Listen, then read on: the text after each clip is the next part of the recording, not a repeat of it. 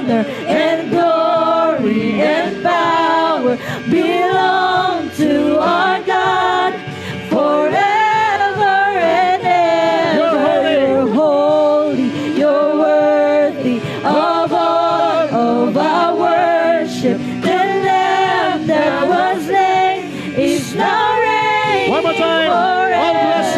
All blessings and honor and glory and power belongs to our God forever and ever. You're holy, you're worthy of all of our worship. The Lamb that was slain is now reigning forever. I will praise, I will worship, I will join with the angels, declaring your name, adoration, Let's worship the Lord. all devotion. You are worthy forever of all of our praise. No one like you, none beside you. You're enthroned in the center. It's all about you, King of glory, Lord forever. You will reign.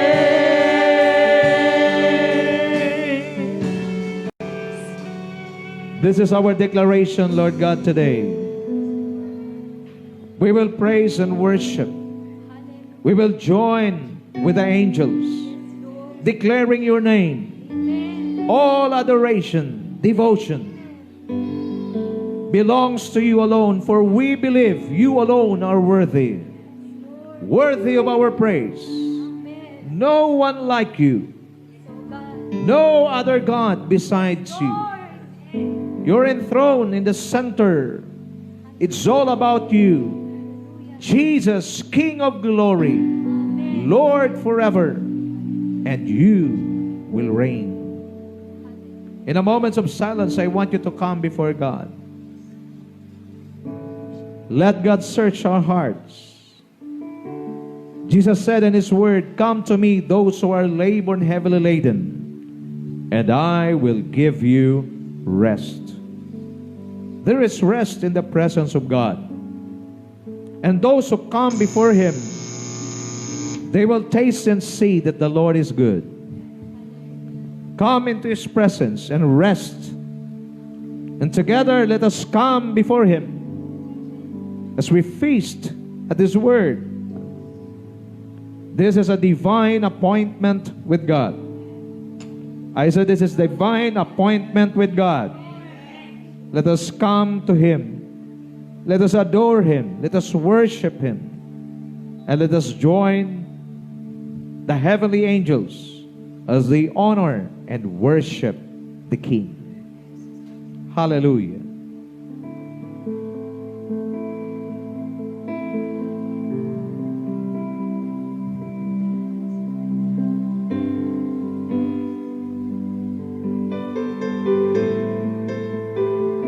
We will rest in your presence, O God.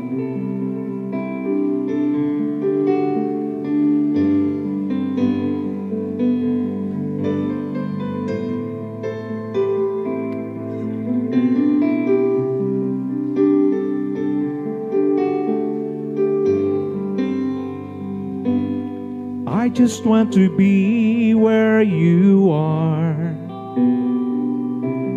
dwelling daily in your presence. I don't want to worship from afar. Draw me near to where you are. Let's sing it together. I just want to be where you are, in your dwelling place forever.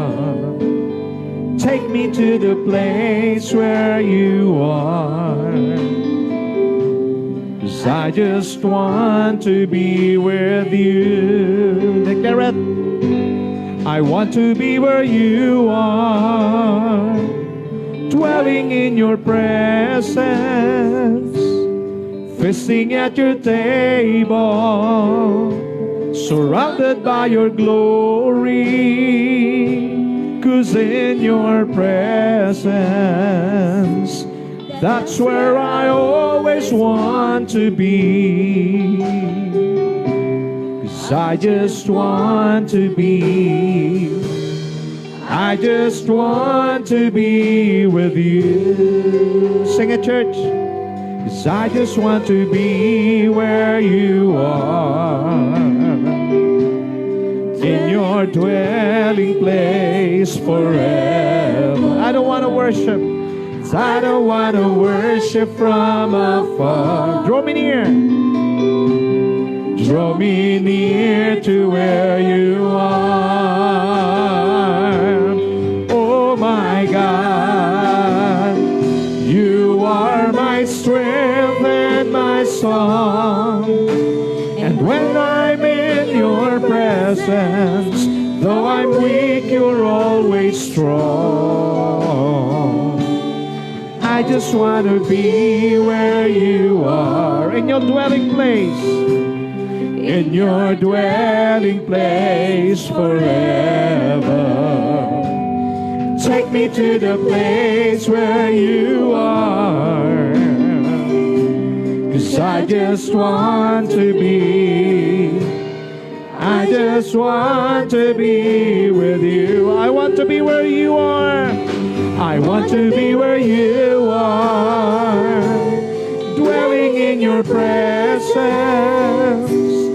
feasting at your table, surrounded by your glory. 'Cause in your presence, that's where I always want to be.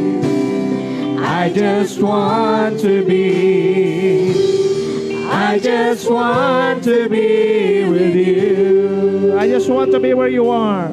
I just want to be where you are, in your dwelling place, in your dwelling place forever. I don't want to worship from afar, 'cause I just want to be, I just want to be with you. One more time. I just want to be where you are. I just want to be where you are, in your dwelling place, in your dwelling place forever. Take me to the place, take me to the place where you are. 'Cause I just want to be with you. I want to be where you are, dwelling in your presence, feasting at your table. Declare it, church. and surrounded by your glory. In your presence, In your presence, that's where I always want to be. I just want to be, I just want to be with you.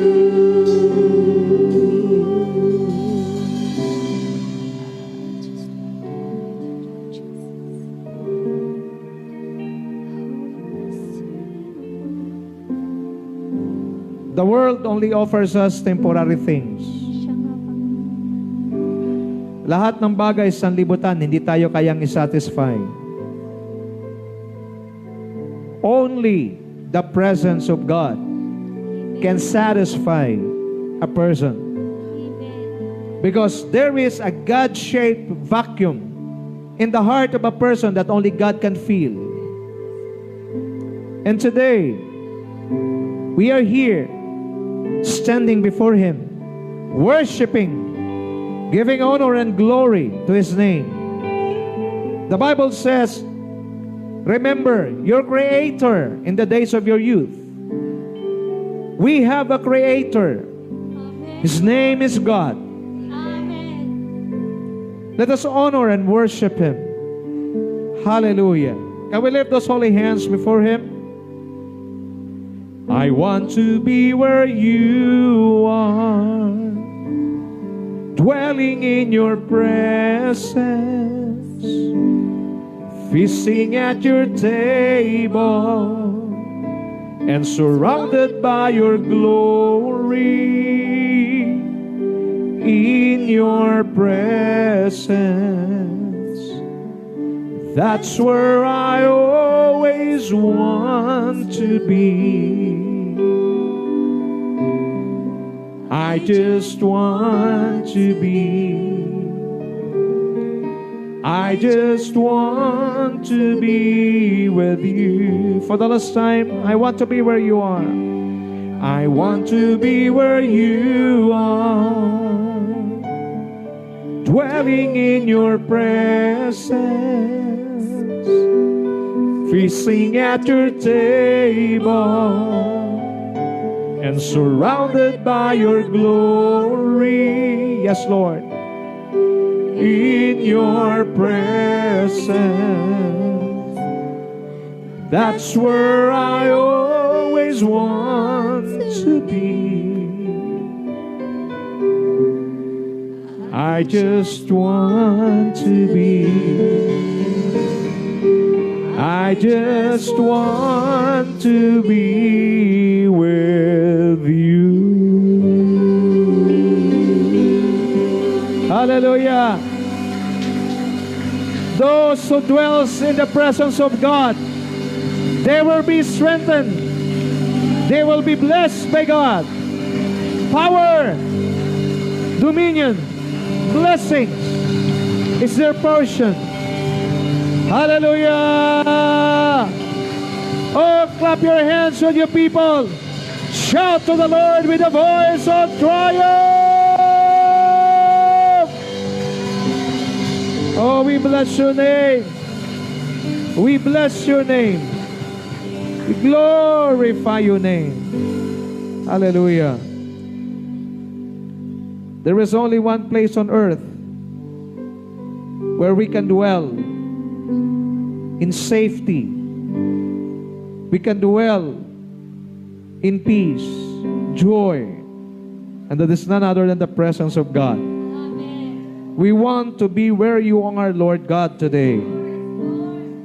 Because in your presence there is fullness of joy. In your presence there is freedom. In your presence there is healing. All provisions are met in your presence. We bring back all the glory, honor, and praise to you alone. As we sing songs of praise and worship, may your name be enthroned and be exalted. And we bless your name, O Lord. In the almighty name of Jesus Christ, our Lord and King, this is our prayer, and all the blessed people of God declare, amen, and amen, and amen. Hallelujah! Praise the name of the Lord. This is the day that the Lord has made. We will rejoice and be glad in it. Come on, church, give your best love offering to God.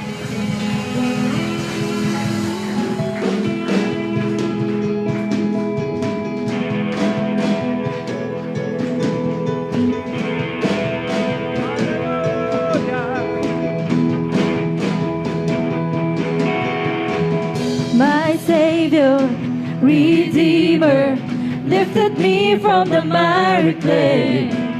Almighty, forever, I will never be the same, 'cause you came near. From the everlasting to the world we live, the Father's only Son. And you live, and you died, you rose again on high.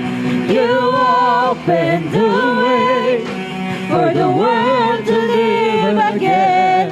Hallelujah, for all you've done. Let's clap our hands to the Lord. Hallelujah. My Savior, Redeemer, lift lifted me from the miry clay. Almighty, forever, I will never be the same, 'cause you came near. From the everlasting to the world we live, the Father's only Son. And you lived and you died, you rose again on high. You opened the way for the world to live again. Hallelujah, for all you've done.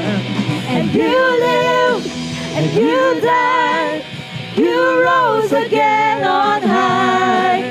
You opened the way for the world to live again. Hallelujah,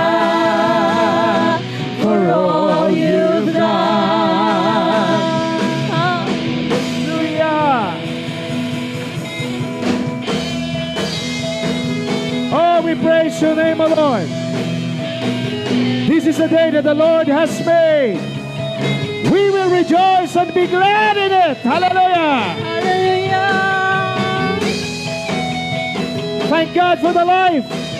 Thank God for the strength. 'Cause Hallelujah. you came near from the everlasting to the world we live, the Father's only Son. 'Cause you came near from the everlasting to the world we live, the Father's only Son. And you lived, you died, you rose again on high. You opened the way for the world to live again. Hallelujah, for all you've done. And you lived and you died, you rose again on high.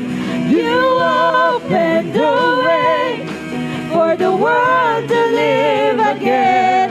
Hallelujah, for all you've done. And you lived, you died, you rose again on high. You opened the way for the world to live again. Hallelujah, for all you've done. Hallelujah, for all you've done. Hallelujah, for all you've done. Hallelujah. Hallelujah. Hallelujah. Praise your name, O Lord. Praise your name. We bless your name, God. Praise your name. Hallelujah. Oh, we give you praise. Before we sing this song, I want you to imagine yourself standing before God. Hallelujah. God who is worthy of all the praises and honor.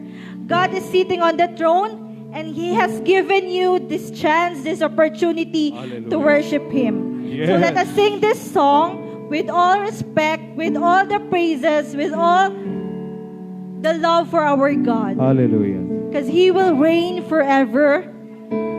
He is the Lamb who has given His life for us. Amen. Hindi lahat may pagkakataon para tumayo at magpuri sa Diyos. And He has given you this chance, and I know you will never miss this. You will give your best.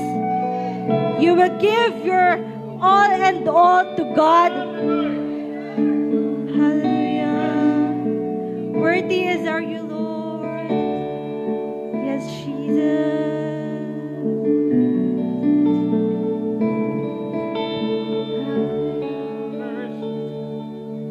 Worthy is the Lamb that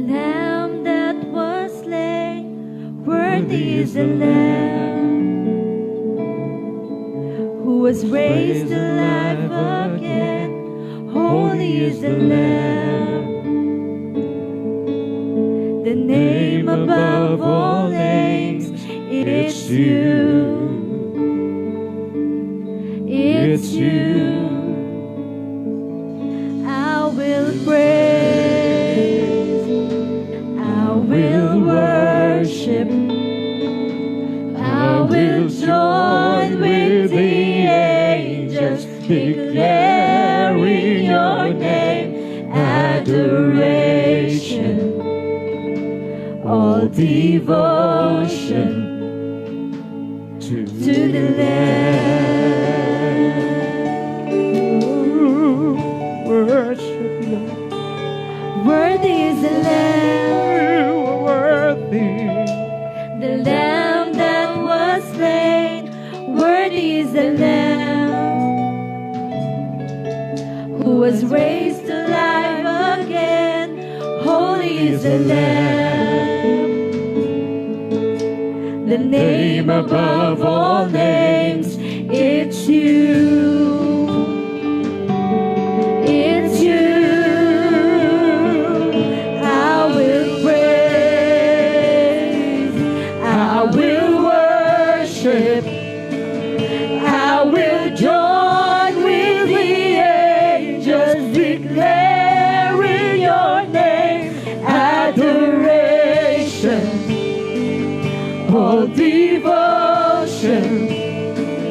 You are worthy forever of all of our praise. No one like you, none beside you.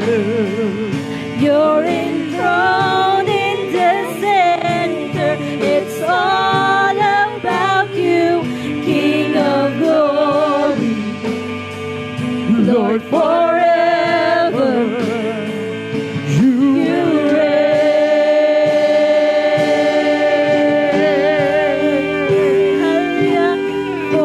Worship you, Lord.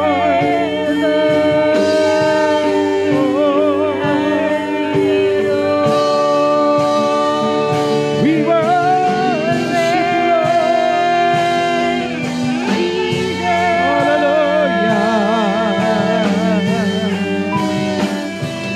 All blessing and honor and glory and power belongs to our God forever and ever. You're holy, you're worthy of all of our worship. The Lamb that was slain is now reigning forever.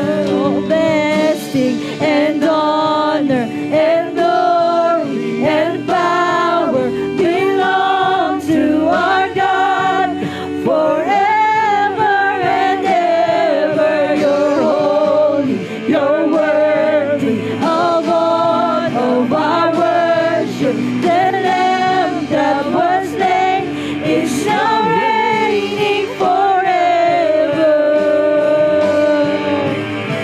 I will praise,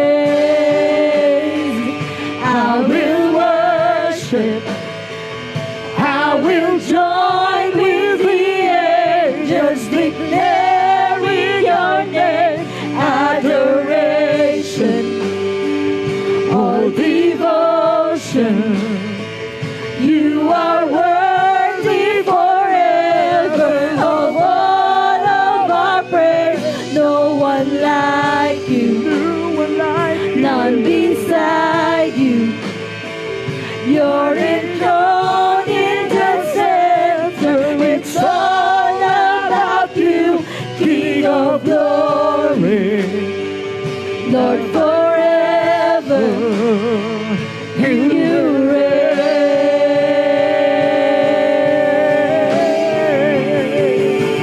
All blessing and honor and glory and power belongs worship to the Lord. our Hallelujah. God forever and ever. You're holy, you're worthy of all of our worship. The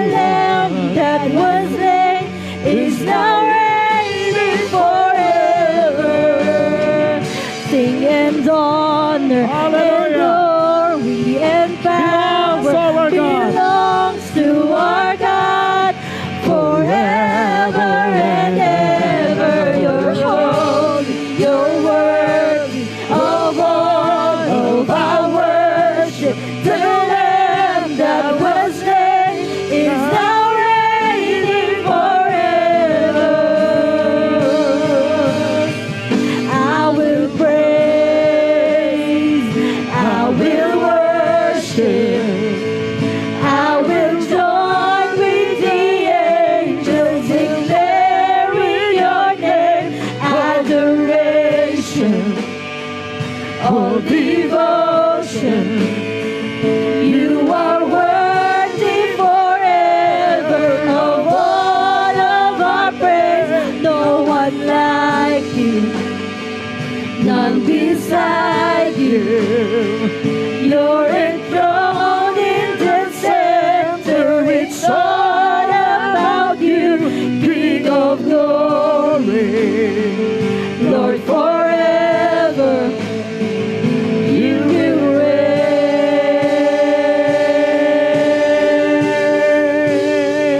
reign. Hallelujah! Hallelujah! Oh, we praise your name, O Lord. I will praise, I will worship, I will join with the angels declaring your name. Adoration, all devotion, You are worthy forever. I will praise. Of all I will praise. of our praise. I will praise, I will worship, I will join with the angels declaring your name. Adoration, oh devotion, you are worthy. You are worthy forever. Of all of No our one like praise. you, no one like you, none beside you. You're enthroned in the center. It's all King of glory. King of glory, Lord forever. Declare it. You will reign. Our God reigns. I said our God reigns. He rules in the heavens. He rules on the earth. He is our God, King of kings, Lord of lords. Oh, we worship you, Lord. One more time, one more time. Give the best cup offering to Him. Honor God. Worship the Lord. Oh, hallelujah. More, more, more. Hallelujah. Hallelujah. Hallelujah. Oh, we praise your name. This is the joy. This is our joy. Di kayang bayaran ng pera, di kayang bayaran ng anumang bagay sa libutan. Pag nasa presensya ka ng Diyos, you are totally, completely, undisputedly secured. The safest place on earth is none other than to be in the center or in the presence of God. Hallelujah. Father, we thank you today for the opportunity you've given us to worship, to glorify your name, to honor you. Ang buhay namin, Lord, pansamantala lang ito, hiram. And one day, Lord God, you will take it. You give it, you will take it. But Lord, ayaw naming mawala ito nang hindi namin maibigay ang tama, eksakto, impunto na papurit pagsamba na nararapat para sa iyo. Pinupuri ka namin, pinaparangalan ka namin, niluluwalhati ka namin. Dahil ikaw una ang aming Diyos, ikaw ang aming manlilikha, at ikaw ang nagbibigay sa amin ng buhay. Lord, we are so grateful today because you are here in our midst. Allow us to dwell in your presence. We thank you and we bless you and we bring back all the glory, honor, and praise to you alone, in the almighty name of Jesus Christ, our Lord and King. And all the blessed people of God shout, Amen and Amen. Praise God. Mayroon tayo mga bisita ngayon, so ikot tayo, kamayan natin ang bawat isa habang inaawit natin ang Mahal na Mahal Kita, Panginoon. Sige ho, kamayan natin ang bawat isa. Mag-release tayo ng blessing sa kanila. Mahal na mahal kita, Panginoon. Mahal na mahal kita, Panginoon. Kailan may di kita ipagpapalit, pagkat sa piling mo'y langit. Mahal na mahal. Ikot kayo para makamayan yung iba. Habang buhay at habang buhay, papupurihan ka.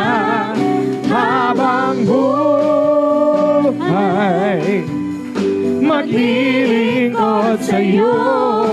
Habang buhay, pag-ibig ko sa iyo'y iaalay.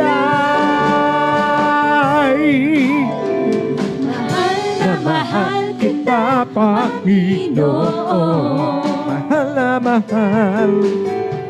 Mahal na mahal kita, Panginoon. Kailan may di kita ipagpapalit, pagkat sa piling mo'y langit. Mahal na mahal kita. Mahal na mahal kita. Mahal na mahal kita, Panginoon. Praise the Lord. Thank you, worship team. The Lord bless you. Praise be to God. This is the day that the Lord has made. We will rejoice and be glad in it. Amen. Okay, pakikumusta muna yung katabi mo. Kumustahin mo muna. Kumusta ka, kapatid?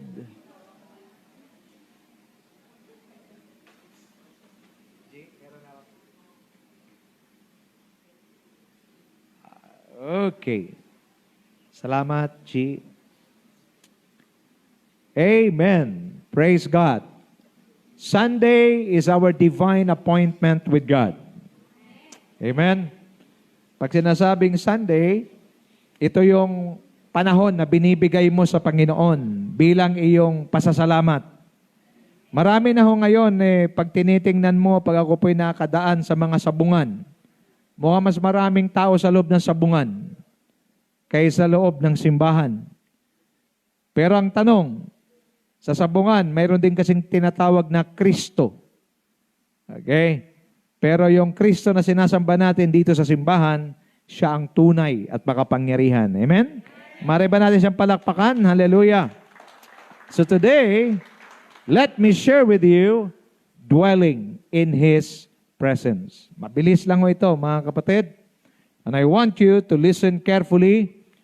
Sa pakikinig natin ng salita ng Diyos, mahalaga na ating i-apply ito sa sarili natin. Minsan, pag nakinig tayo sa salita ng Diyos, sinasabi natin, sana nandito si ganito, no? Naririnig niya. Hindi ho.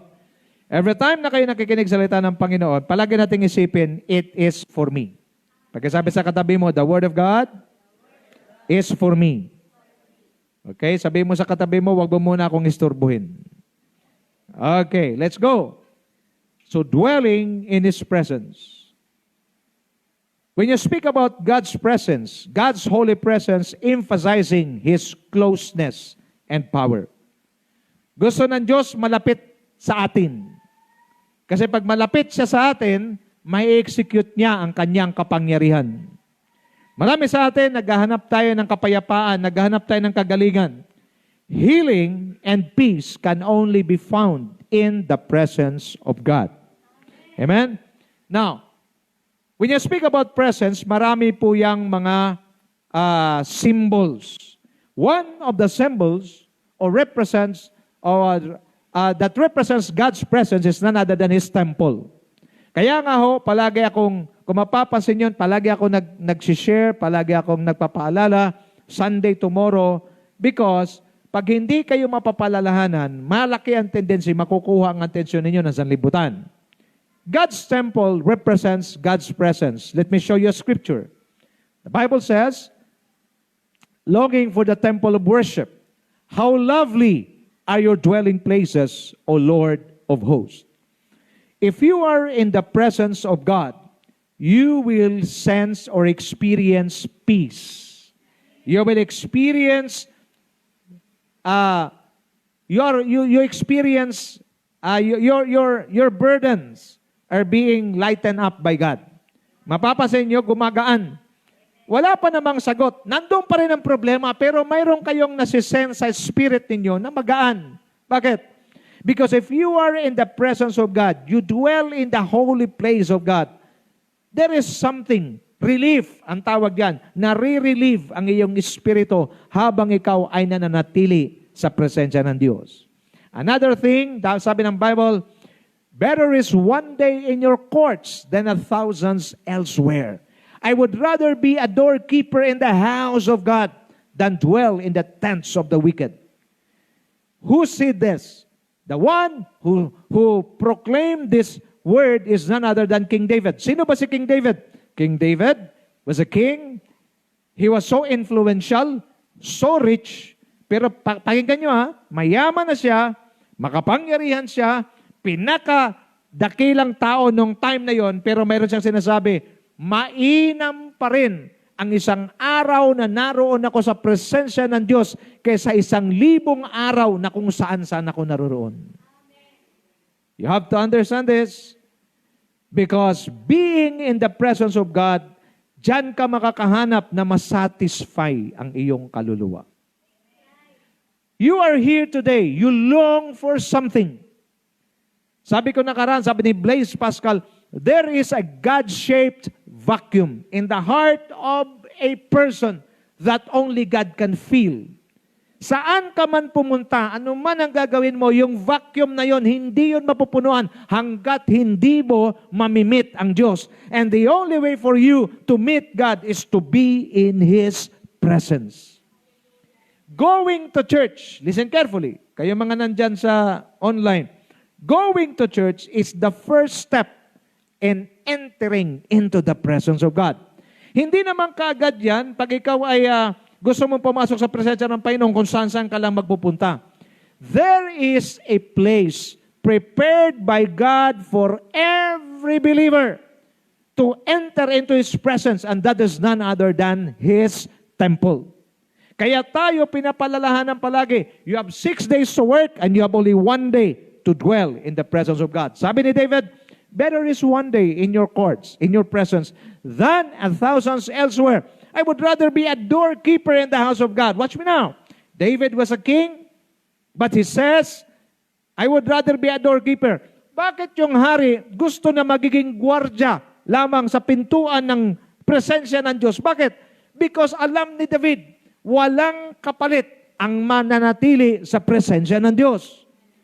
There is a crisis going on in the lives of believers today. Ano ito? Hindi pera. It's not money. It's being exposed in the presence of God. Maraming mananampalataya sa ngayon, wala na silang oras na manatili sa presensya ng Diyos. Why? Because masyado na silang natatabunan sa mga bagay sa libutan. Ulitin ko, lahat ng bagay sa libutan, hindi niya kayang isatisfy ang iyong pangailangan. But the moment you taste and see the goodness of God in His presence, wala ka nang hahanapin pa. Now, let's continue. Assurance that we have in the presence of God. If we are in the presence of God, what will be our portion? Look at this. In the Amplified Bible, in Psalm 16:11, it says, you will show me the path of life. The first thing that you will experience in the presence of God is life. Diyan mo mararanasan kung gaano pala ka makahulugan at makabuluhan ng buhay pag ikaw ay nasa presensya ng Diyos. At ang sabi niya, in your presence, there is fullness of joy. Pag sinasabing joy, joy is different from happiness. Because happiness is just an effect of what is happening around you. But joy is different. Whether your surrounding is good, whether your surrounding is not good, that joy from the Lord will always be with you. At ang sabi niya, saan mo makukuha ang tunay na joy? In the presence of God. In your right hand, there are pleasures forevermore. Kaya nga ho, makikita natin, pag tayo ay natutong manatili sa presensya ng Diyos, palagi ninyong pinaprioritize ang Diyos, palagi kayong nasa piling ng Diyos, ang kagalakan mula sa Diyos ang siyang mangunguna sa ating buhay. Pinipilit natin. Man is trying to satisfy himself or herself with the things of this world. What happened? Pag nakakuha mo na yung gusto mong bagay, masaya ka sandali. Pero darating ang panahon, maluluma yung bagay na yon, maghahanap ka na naman ng panibago. Maliwanag? But if you experience the presence of God, hindi ako pwedeng magsalita kung hindi ko naranasan. I've been almost 35 years of being a believer of Christ. What sustained me is not the ministry, is not my knowledge about the Word of God. What sustained me to stay up to this very moment is none other than the presence of God. Tandaan ninyo mga kapatid, darating at darating ang mabigat na pagsubok o problema sa buhay mo. Huwag mong ipagpalagay na lahat ay maayos lang. Because whether you like it or not, you will encounter a difficult situation in your life that you cannot, or that is beyond your ability or capacity. Pag dumating na yung punto na yan, na problema na higit sa kakayanan mo, you are able to overcome. Why? Because you learn how to dwell in the presence of God. Malinaw? Now, the prayer of Moses to God, ano sabi? God's rest and comfort for His people. Now, therefore, I pray, if I have found favor in your sight, let me know your ways, so that I may know you, or becoming more deeply and intimately acquainted with you, recognizing and understanding your ways more clearly, and that I may find grace and favor in your sight. And consider also that this nation is your people. Look at what God said to Moses. And the Lord said, my presence shall go with you, and I will give you rest. Pag sinasabing rest, watch me now, it's not resting, sitting on a couch or sitting on a chair. Ang rest na tinutukoy ng Diyos dito, by bringing you and the people into the promised land. Watch me now. Ang tunay na kapahingahan ay hindi yung pagod ka tapos nakaupo ka dyan sa isang upuan. Ang sabi mo pahinga, hindi ho. Ang tunay na kapahingahan ay yung madala ka ng Diyos sa iyong destiny. Madala ka ng Diyos doon sa isang lugar. Tingnan mo, Mikol, ha? Nung sila'y makarating sa promised land, wala na silang mahahanapin pa. Bakit? Doon sa lugar ng kanilang destiny, nandoon na lahat ng probisyon na kailangan nila. Watch me now. Gusto ng Diyos, lahat tayo makarating doon sa ating destiny or promised land. And the only way for you to go there, to reach your destiny, is to dwell in the presence of God. Nakawa natin, mga kapatid? Ang sabi niya, my presence shall go with you. At mapapansin mo kahit gaano katindi ang problema at pagsubok sa buhay, pag naroon ka sa presensya ng Diyos, there is rest even in the midst of pressures in life. Nagkakaintindihan? Nung tumama ang COVID sa Pilipinas, nagulo lahat. Pati simbahan, nagulo. Nagulantang ang lahat. But while the world is shaking and afraid, there is rest among the people of God. Naintindihan niyo ba? Marami. Hindi ho niligtas ng pera ang mga mayayaman nung tumama yung COVID. But look at us. Look at your seatmate. he or she is still alive. Why? Because we are dwelling in the presence of God. Amen? Palapakan natin ang Panginoon. Glory to God. Now, assurance of God's presence in us today. In our time, what is the assurance of God's presence? In John 14:16 to 17, and I will ask the Father, and He will give you another helper. Who is He? Comforter, advocate, intercessors, counselor, strengthener, standby, to be with you forever. The Spirit of truth, whom the world cannot receive and take to its heart, because it does not see Him or know Him, but you know Him, because He, the Holy Spirit, remains with you continually and will be with you. Mga kapatid kay Kristo, kung tayo po ay naging mananampalataya ng Panginoon, hindi po tayo nilulubayan ng Kanyang presensya. Bakit? Ang banal na Espiritu na siyang presensya ng Diyos ay Kanyang pinadala at dineposito sa atin at ang sabi, He will be with us forever. Mga kapatid, look at me now. We are already in the presence of God. The problem is, many of us do not realize it. That's a problem. Nasa presensya ka na ng Diyos, kaso hindi mo alam. And that is tragic. Yan ang pinakatrahedya sa buhay ng isang mananampalataya. Bakit? Nandyan ka na sa presensya ng Diyos, hindi mo pa alam. Malinaw? Naintindihan? Kasi pag nasa presence ka ng Panginoon, ano man ang mangyari sa iyong kapaligiran, pag alam mo, hindi ka apektado. Hallelujah! Ano man ang problema at pagsubok na pinagdadaanan mo, sasabihin ng sarili mo, hindi ko kaya. Pero dahil alam mo na sa presensya ka, what is impossible to man is possible with God. For with God, all things are possible. I prophesy to you today, ano man ang pinagdadaanan ninyo, ano man ang kinakaharap mo, minsan akala mo wala nang solusyon, mayroong solusyon. Bakit? Pag alam mo na nagdudwell ka sa presence ng Lord, the power of God, the provision of God, the intervention of God, all the blessings from God will be released to you if you just believe it. Amen. Amen. Just believe. Say to your seatmate, just believe. We are in the presence of God. Ang pinakamahirap po, yung hindi mo alam kung saan ka. That's the problem. Now, the reality is this, man's condition after the fall up to the present.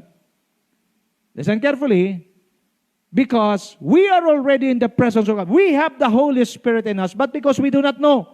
Why? This is the reason why. Man's condition after the fall up to the present. Ano ba ang tao? Sabi ng Bible, Isaiah 53 verse 6, all of us like sheep have gone astray.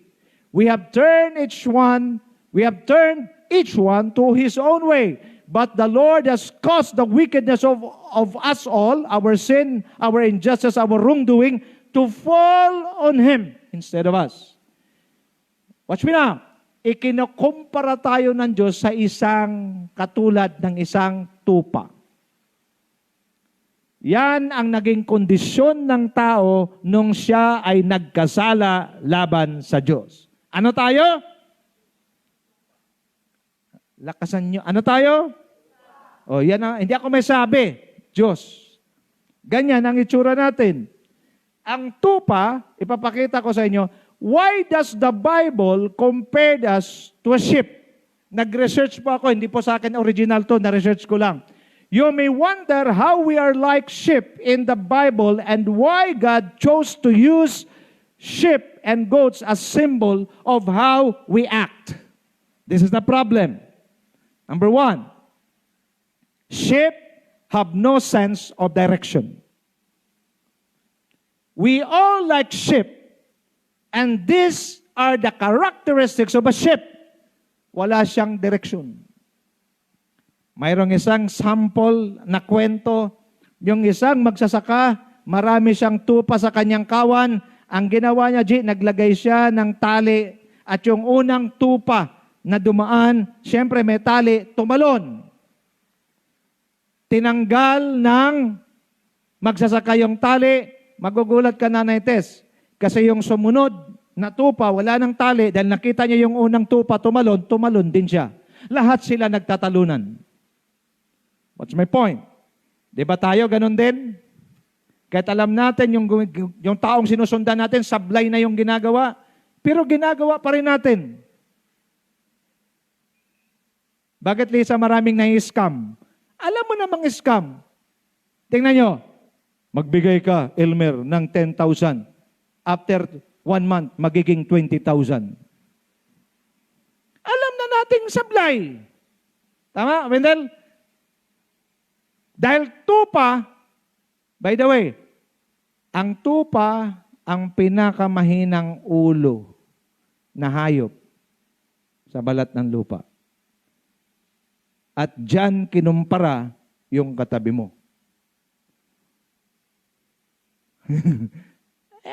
Siya may sabi, now watch me now.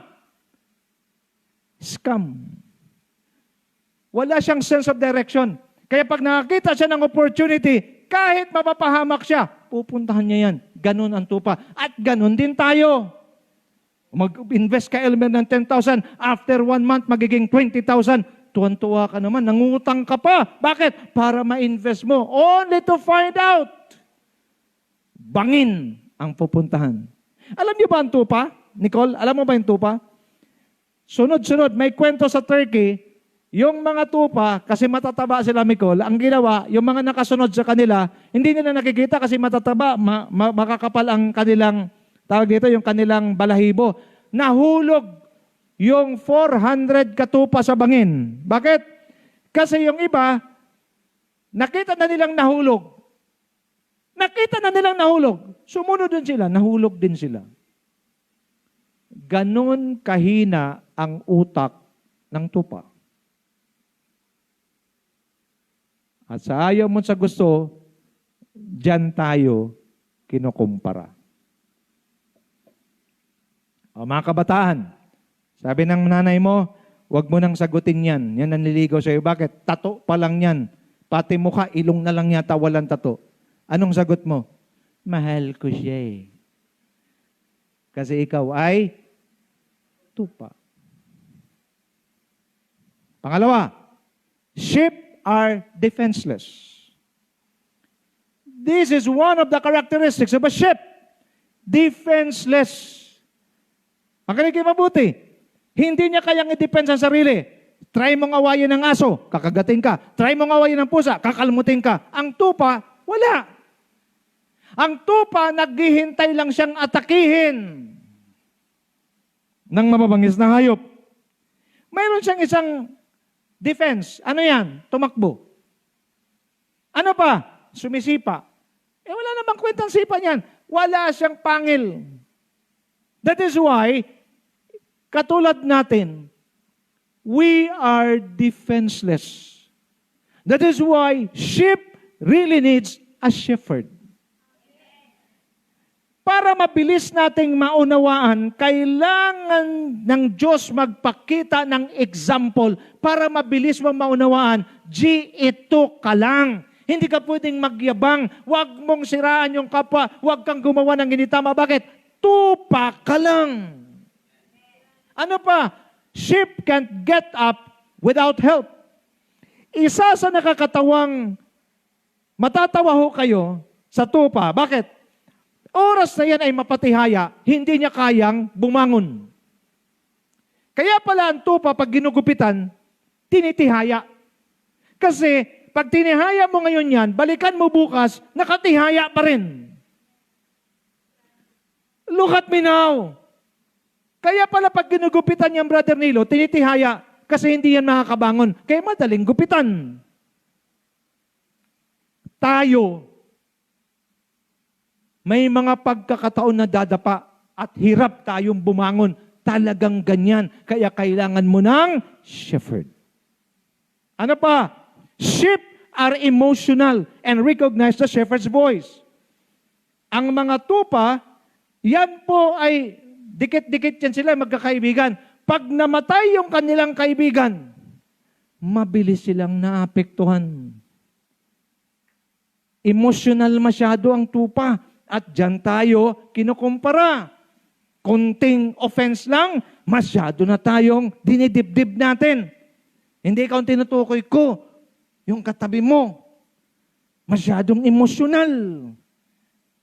Nasasaktan ako, ayoko na. Tigil-tigilan mo yan. Ang mga tampuhin, walang mararating. Huwag na magtampo. Panglima, sheep are not meant to carry burdens. Ang camel, pwede mong kargahan.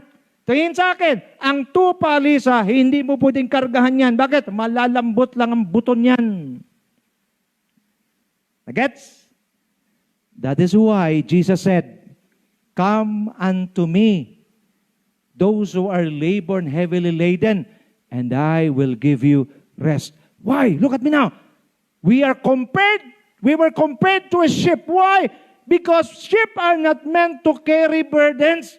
Ang gandang revelation to. Ayaw ng Diyos na ang mga tupa, ang tupa hindi siya dinesign para magdala ng kabigatan. Doon tayo ng Diyos kinukumpara. Kasi kayo ay pinapunta ng Diyos sa araw na to. Bakit gusto niyang sabihin, akin na Lisa yung iyong mga pasanin. Akin na Nicole yung pasanin mo. Bakit? Because you are not meant to carry that. Hindi ka ng Diyos nilikha at tinawag para magdala ng kabigatan. Praise the Lord. Akala mo walang benefit sa pagiging sheep? Maraming benefit. Why? Ayaw ng Diyos kaya sabi niya, cast all your cares upon Him. For He cares for you. Ipagkatiwala mo sa Kanya lahat ng kabigatan mo. Bakit? Nagmamahal sa sayo.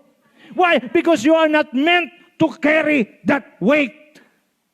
You are not meant to carry that sickness. You are not meant to carry that burden. God wants to take it from you. The question previous is, are you willing to give that burden to Him? Minsan ang tupa makulit din. Alam nang hindi kaya ludi, kinakaya.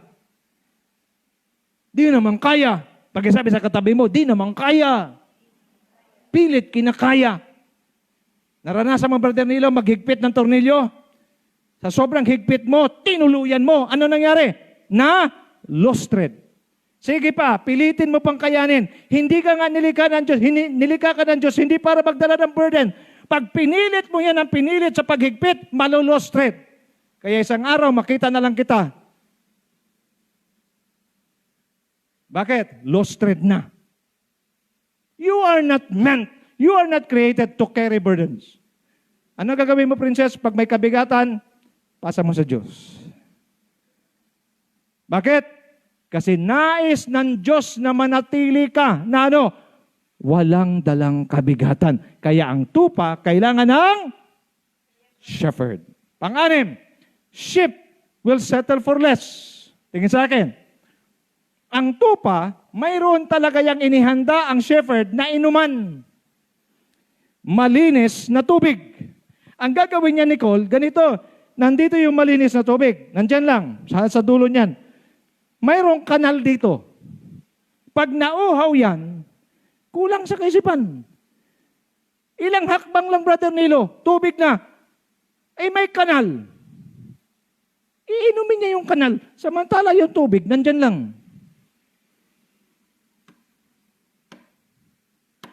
They settle for less.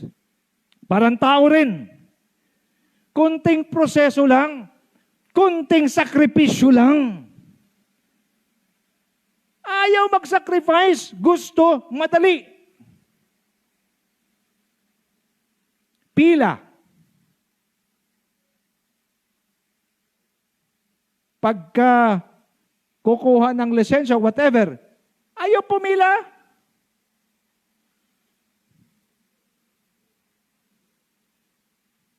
Bayaran ko na lang yan ang hindi na ako mahirapan. Yan ang ship. They settle for less. Pampito, sheep cannot care for themselves when wounded. Sugatan mo ang pusa, didilaan niya lang yan. Sugatan mo ang aso, didilaan niya lang yan. Gagaling yan. Pero pag ang tupa, masugatan, Hindi niya kayang gamutin ang sarili niya. Kaya ang tupa, pag may sugat, na yan ay nai-infect at yan ang nagkukos ng kanyang kamatayan. That is why sheep needs a shepherd. Bakit? Ang pastol ang mag-iingat at maglalanggas ng kanyang sugat para siya'y gumaling. That is why Jesus said, I am the good shepherd. If you experience these characteristics, you no longer sense your direction. Iba sa atin, maraming tao nabubuhay, hindi alam kung saan talaga patungo. I don't know, ano na nangyayari sa buhay ko, di ko na alam. Because you're a sheep nga eh. Ano pa? You are defenseless. Dumarating ka na sa punto, di mo na alam ang gagawin mo. Normal yan. Bakit? Tupa ka kasi. Ano pa? Sheep can't get up without help. Minsan pag bumagsak ka, hirap na hirap kang bumangon. Sa totoo lang, di ka talaga makabangon dyan. Maliban na tulungan ka ng Panginoon. Sheep are emotional. Normal na dyan sa atin. Sheep are not meant to carry burdens. Ulitin ko, anumang kabigatan meron ka ngayon, hindi yan inilagay sa iyo ng Diyos para pahirapan ka. Kinukuha ng Diyos yan. Ang tanong, handa ka bang ibigay sa Kanya? Sheep will settle for less. Do not settle for less. Remember, ang buhay natin, ikaw isa lang.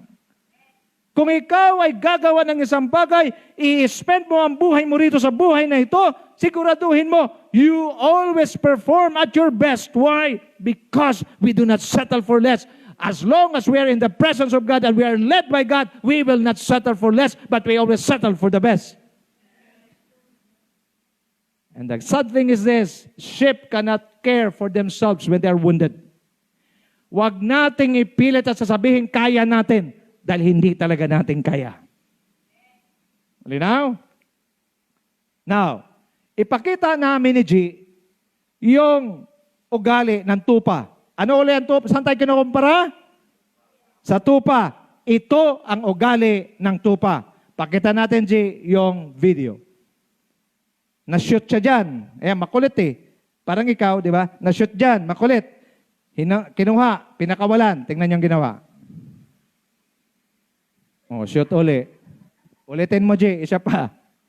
Ayan ha, na-shoot na yan. Hirap na yan. Nasakta na yan. Nasakta na yan. Oh, tinulungan. Kasi di niya makuha sa sarili niya. Oh, pinakawalan. Oh, tingnan mong ginawa. Oh, di ba? Parang ikaw. Nadapaan na. Okay na, G. Kasi nadapaan na. Nasaktan na, naskam pa uli. Ulitin ko ha. Pag naskam ka sa unang pagkakataon, mistake. Pag naskam ka sa pangalawang pagkakataon, alam nyo nang ibig ko sabihin, pag tinuro ko na to, may problema ka na dito. Para kang yan. Isa pa nga. Para maganda. Gusto kong tingnan eh. Naskam. Wendell, naskam. Ayan na, naskam na siya. O, hirap na hirap ngayong tumulong. O, hirap na hirap o. Naskam yan. O, wag ka na maskam uli ha. Opo. O, sabay talon. O, diba? Tumaya uli eh. Nagats nyo? Yan ang tao. Diyan tayo kinumpara. Thank you, G. Let's move on. Si G, parang ayaw ng tigilan eh. Okay. Now, how to keep myself safe? The Lord is my shepherd. The only key to a victorious life. Man's position, a sheep that is in need of a shepherd. Tingnan nyo. We all like sheep have gone astray. Each of us has turned to our own way. And the Lord has laid on him the iniquity of us all. Another verse, Matthew 9:36. When he saw the crowd, he had compassion on them because they were harassed and helpless like sheep without a shepherd. Watch me now. Ang isang tupa na walang pastol, siya po ay harassed at saka helpless. Ang isang tao na walang relasyon sa Diyos, ang kanyang posisyon ay palaging harass at saka helpless. No wonder a person who has no relationship with God is suffering from helplessness, stress, and harassment from the devil. Because whether you like it or not, as long as you are here on earth, if you are not connected, you are a sheep. Tama, Roger? You're a sheep. If you are not connected to the shepherd, what will happen? You will be harassed by the devil. That's the truth. Always remember, without a shepherd, a sheep will not survive. Can you read it, my friends? 1, 2, read.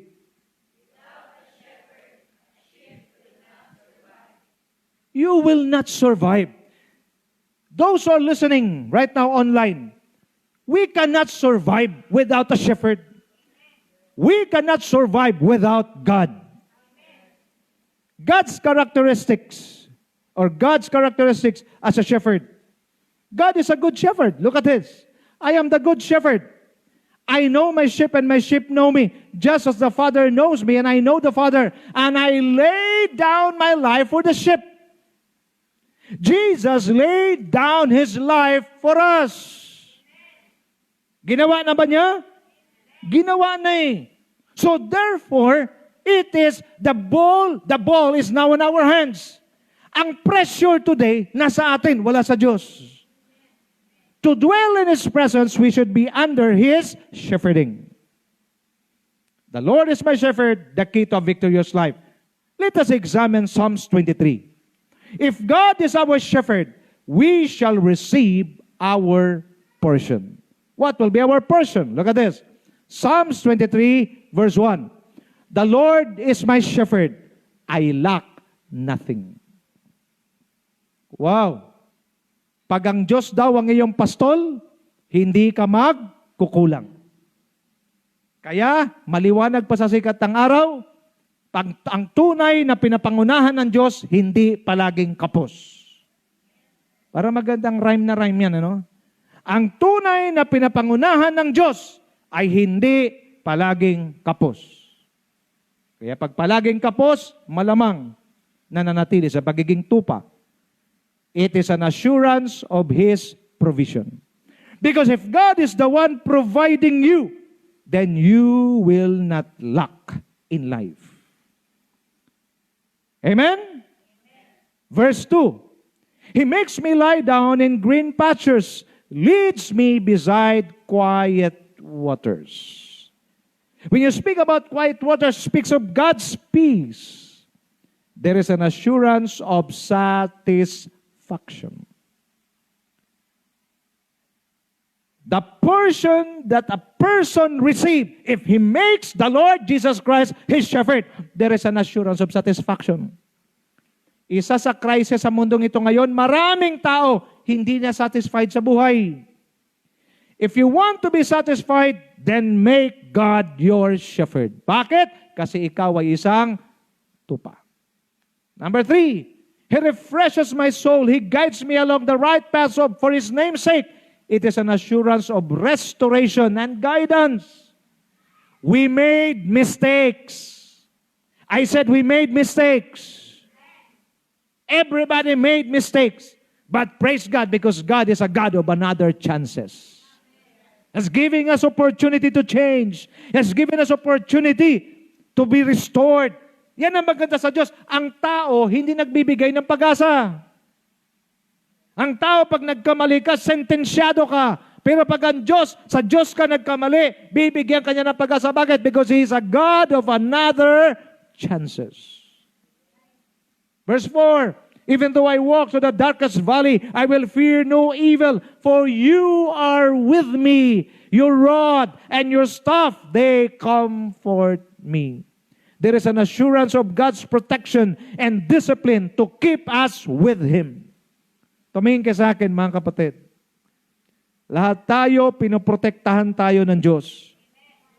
Kahit magkamali ka, Lodi, pinoprotektahan ka ng Diyos. Pero tandaan natin, ang bawat pagkakamali natin, dinidil tayo ng Diyos. Paano, Lisa? Sa pamamagitan ng disiplina. Tandaan niyo mga kapatid, pag ikaw ay anak ng Diyos, nagkamali ka, mayroong disiplina na gagawin ang Diyos. Bakit? Ang dinidisiplina lamang princess ng Diyos ay ang mga anak niya. Hindi ko pwedeng disiplinahin yung anak ng kapitbahay ko. Ang pwede ka lang disiplinahin yung anak ko. Kaya pag ikaw nagkamali at ikaw ay dinidil ng Diyos, dinisiplina ng Diyos, magpasalamat ka. Bakit? Ikaw ay tunay na anak ng Panginoon. Palapakan natin si Lord. Glory to God. So there is an assurance of protection. There is an assurance of discipline. To keep us. What's the purpose of discipline? To keep us with Him.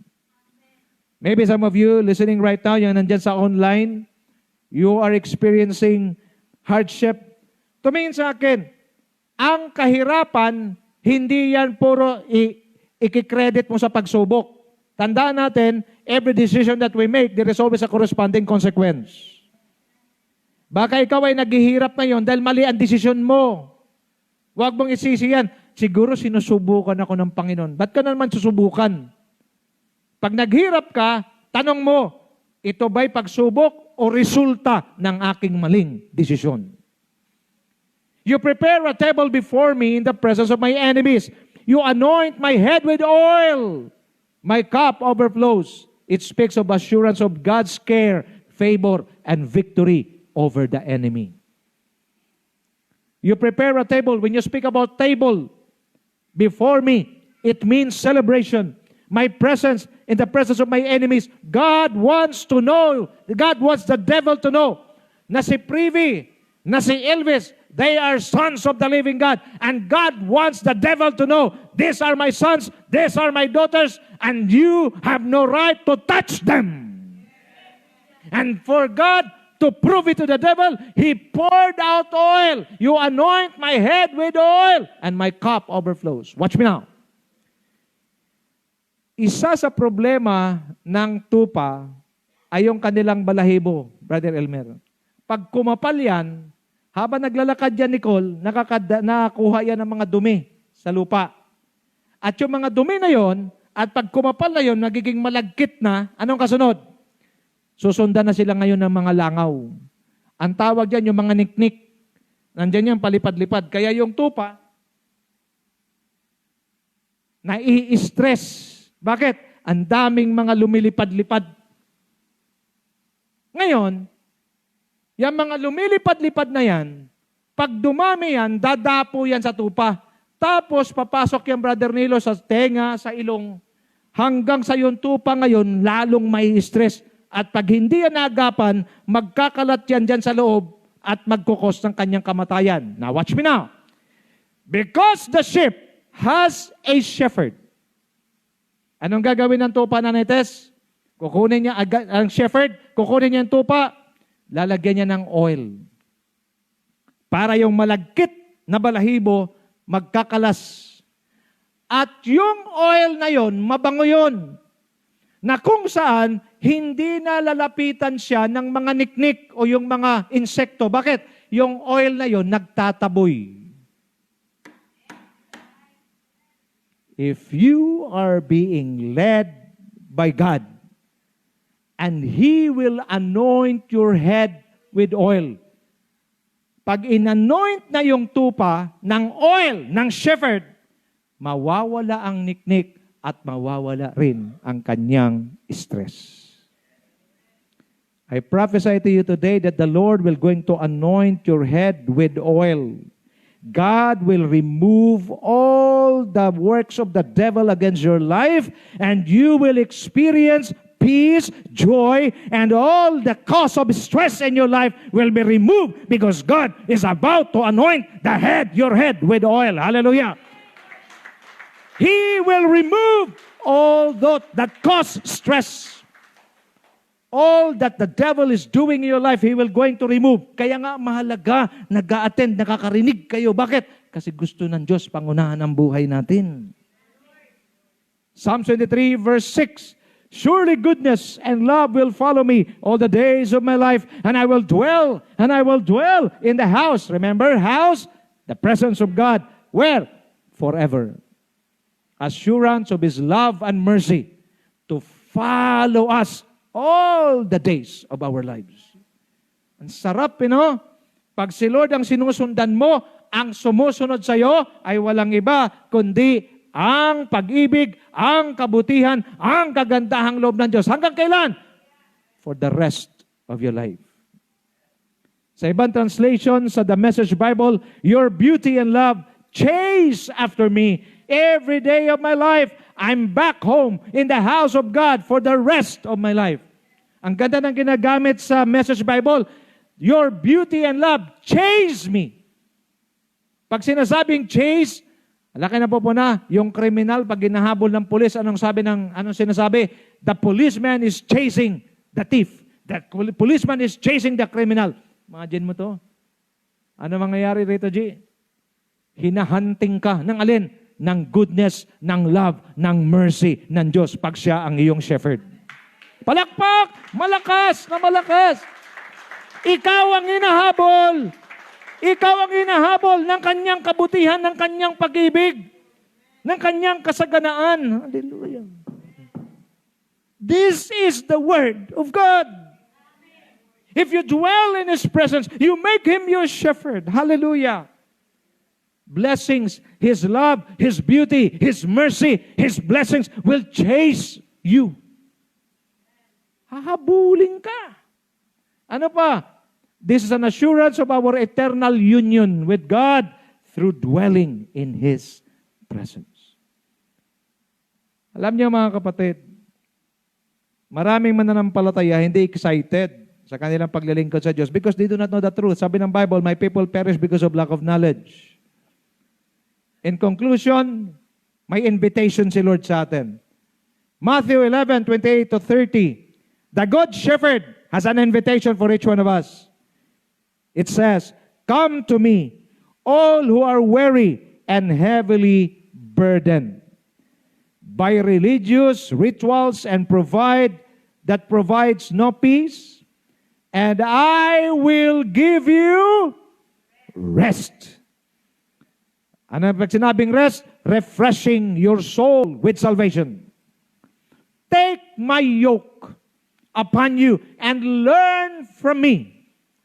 Pag sinasabing take my yoke upon you and learn from me, it is following me as my disciple.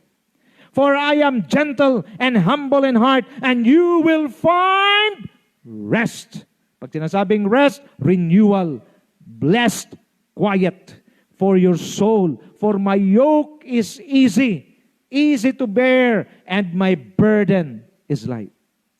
God is inviting each one of us, kahit kayong mga nandyan sa online, to come to Him. Why? Because we are sheep. We are only sheep. We have no sense of direction. We cannot handle ourselves. We need a shepherd. Kaya nga, tumingin kayo sa akin. Sabi ni Lord, all we like sheep. Why? Because pagtupa ka, kailangan mo talaga ng shepherd. Hindi ako, si Lord.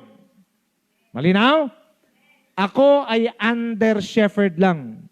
Ang chief shepherd, si Lord. Anong trabaho ng under shepherd?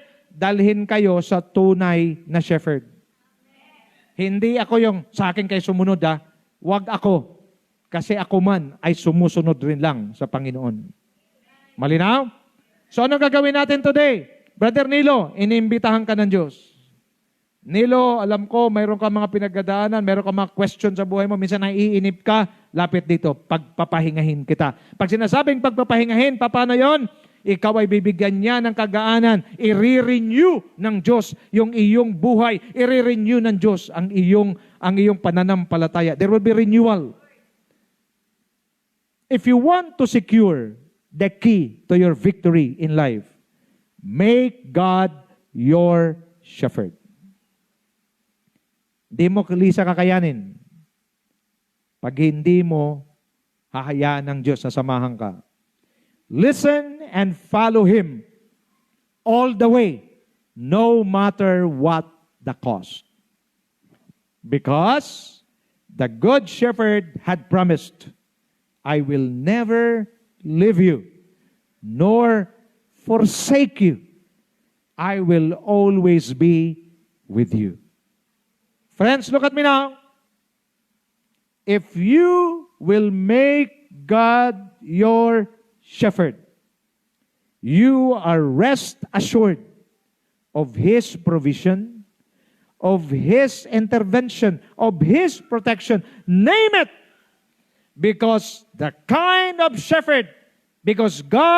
is a kind of shepherd that is willing to lay His life for the sheep. Watch me now. Sabi ni Kristo, ibinibigay ko ang aking buhay sa mga tupa. Ang maganda sa buhay ni Kristo, hindi na siya namamatay.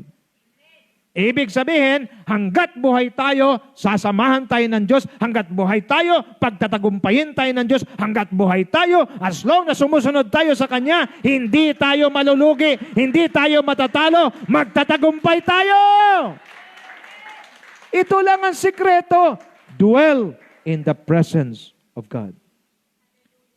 Life is fruitful and meaningful when it is led and ruled by God. You want a meaningful, fruitful life? Let your life be led by God, because now you know today that I am a sheep and I need a shepherd.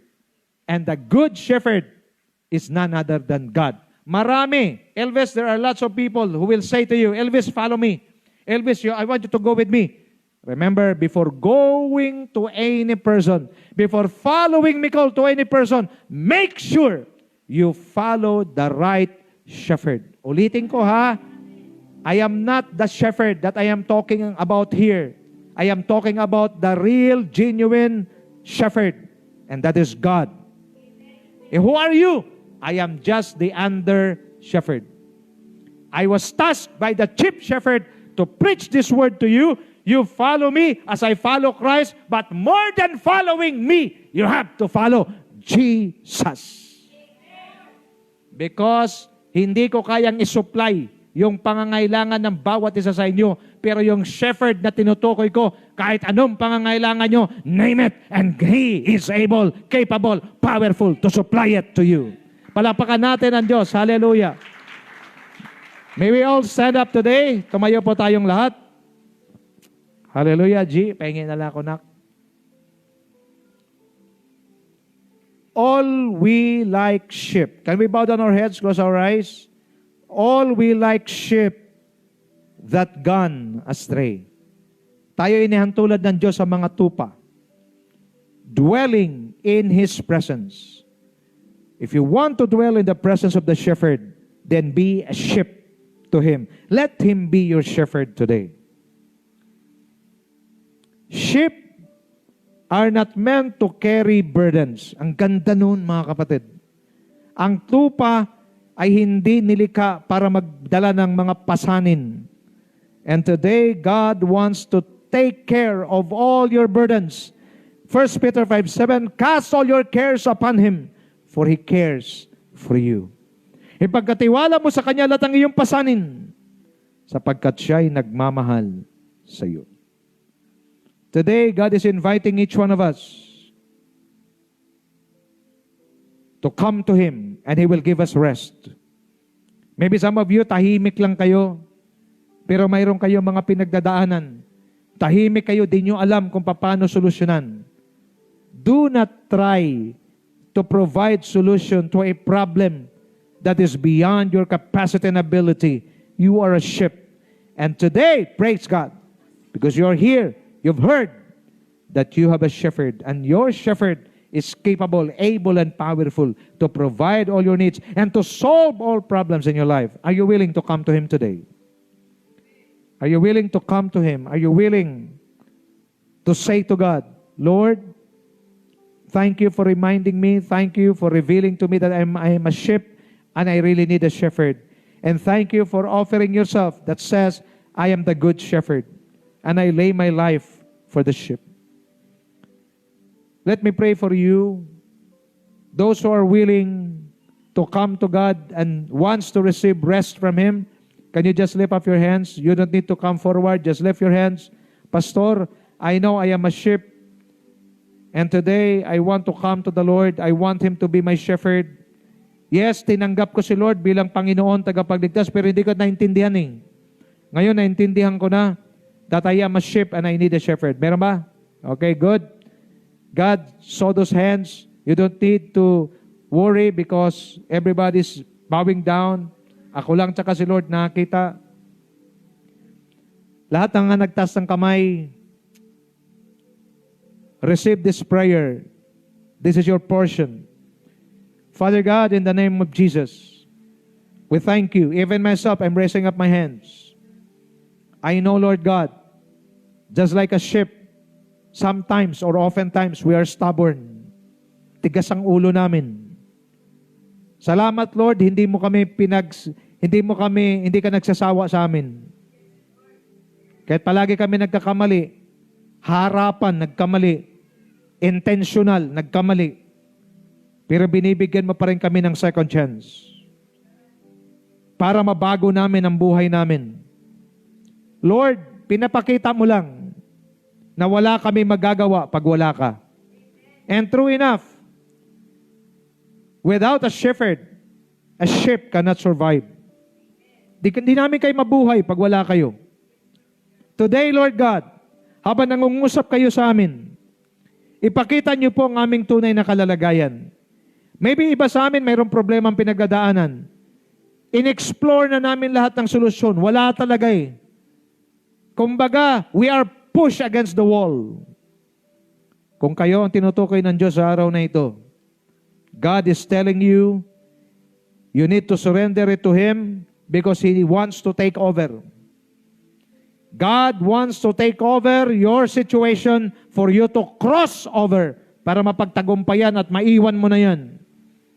In the name of Jesus, Father God, we come to you as we lift our hands, acknowledging that we are sheep and you are our shepherd.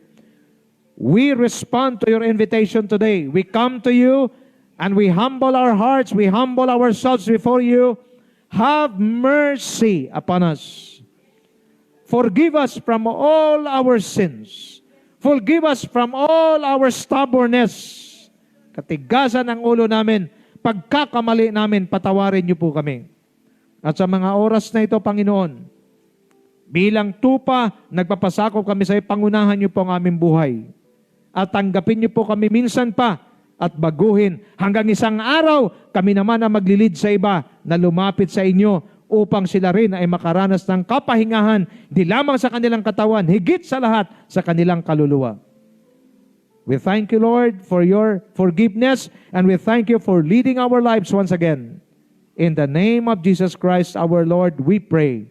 Amen, and amen, and amen. Palapakan natin si Lord. Glory to God. You may be seated in the presence of the Lord. Every first Sunday of the month, meron po tayong Holy Communion.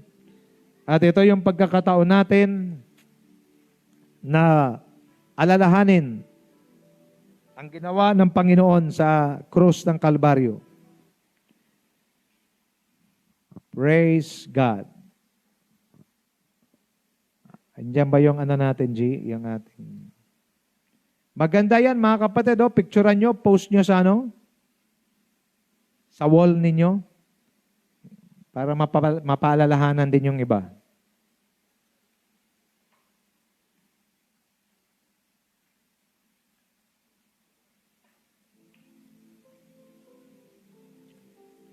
Okay. The Holy Communion, the emblems that we have, the juice, the drinks, and the bread are just symbols. But these symbols represents essential truth found in 1 Corinthians 11. And I quote, "For I received from the Lord what I also passed on to you. The Lord Jesus, on the night He was betrayed, took bread, and when He had given thanks, He broke it and said, 'This is my body, which is for you. Do this in remembrance of me. In the same way, after supper, he took the cup, saying, This cup is the new covenant in my blood. Do this whenever you drink it in remembrance of me. Reminder po ito. For whenever you eat this bread and drink this cup, you proclaim the Lord's death until He comes.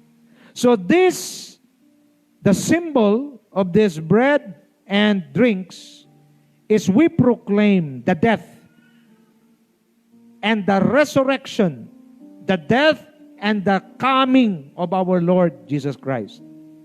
It is a good reminder. His death set us free from the power of sin. His return will end all the difficulties and problems in this life. We are not created, we were not created for this earth. We are just strangers in this world. Amen? We are just strangers. Lahat pansamantala. Kaya nga kailangan alam mo ang katotohanan. Problema mo pansamantala, sakit mo pansamantala, anumang pinagdadaanan mo pansamantala lang lahat yan. 27. Next. So then, reminder, so then, whoever eats the bread or drinks the cup of the Lord in an unworthy manner will be guilty of sinning against the body and blood of the Lord. Everyone ought to examine themselves before they eat of the bread and drink from the cup. So let us examine ourselves. Why? Because we will be partaking something holy, something that is from God. So for those who eat and drink without discerning the body of Christ, eat and drink judgment for themselves. So bago tayo mag-partake, saliksikin muna natin ang sarili natin. Wala tayong pinagbabawalan. We do not prohibit everyone. But we need to know and do what is right in the eyes of God. Allow God to search your heart, and pag may nakita kayong mali, hingi ng tawad, pwede na kayo mag-partake. That is why many among you are weak and sick, and a number of you have fallen asleep. Ito ho ang ibig sabihin. Balik nga yun, G, yung 30. Maraming may sakit, mahina. Bakit? Because they just partake the emblems without discerning the body of Christ, without having repentance and cleansing. Today, let us be accurate. Let us do what is right in the eyes of God. And may I request everyone to please stand. Let us bow down our heads, close our eyes, and let me just expound it a little bit. This ritual or this thing na gagawin natin, it has a powerful impact in the life of every believer. We proclaim the death, which means our redemption. Okay, our redemption from sin, the death of Christ, until He comes. We also proclaim that we have a living Savior, and one day He will return to take us with Him, and we shall be with Him forever. But before partaking, make sure that you allow the Holy Spirit to search your heart. Saliksikin ng Panginoon ang ating puso. Lahat tayo, para itong pagpartake natin ng Lord's Supper or Holy Communion will be a blessing to us. Pag naging blessing to sa atin, nakaranas na po kami, nagpartake dito, may sakit, gumaling. Kayong mga nasa bahay, kung kayo nanonood pa sa ngayon, kayo ay maghanda rin ng inyong bread at ng inyong drinks, because I believe if those who partake the bread and drinks without discerning the body of Christ got sick, I also believe in the name of Jesus that those who will partake the bread and the drinks with the right spirit, with the right heart, they will be healed in the name of Jesus. So today, If you are ready and you've already allowed God to search your heart, then feel free to come forward and take the bread and the drinks, and we will partake it together. Okay? You can go now. You can come forward and take the bread and drinks if you are ready. Praise God. And we will do it together. Wait for my advice. Once you receive the bread, once you receive the drinks, continue to pray to the Lord. Speak to God. Talk to God. Be grateful. Give thanks to the Lord. Hallelujah. Sabay-sabay tayong magpartake, mga kapatid.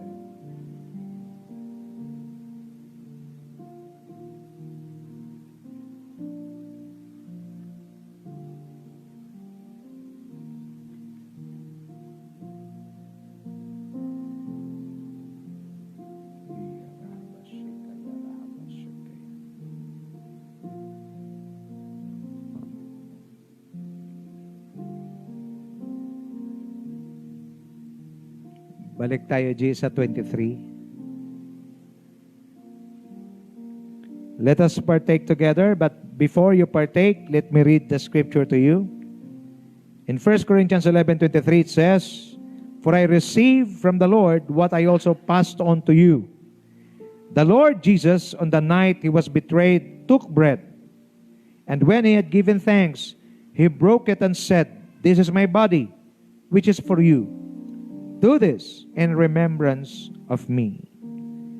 In the same way, after supper, he took the cup, saying, 'This cup is the new covenant in my blood.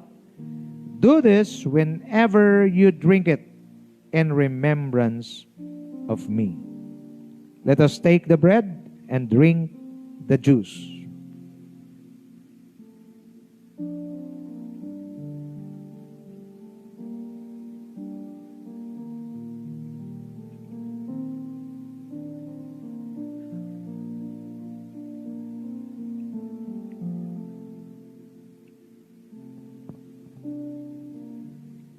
Let's pause for a while.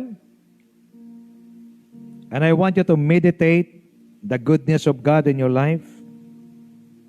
Let's just pause for a moment of silence and personally thank God for what He has done in your life.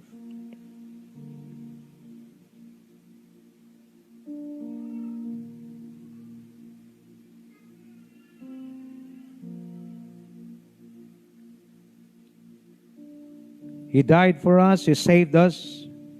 One day He will return. John 14, the Lord Jesus Christ promised, "In my Father's house are many mansions. I will go there and prepare a place for you. If I prepare a place for you, I will return and take you with me, for where I am, there you will be also." The sufferings that we encountered in this life now is beyond compare to the glory that God had prepared for us.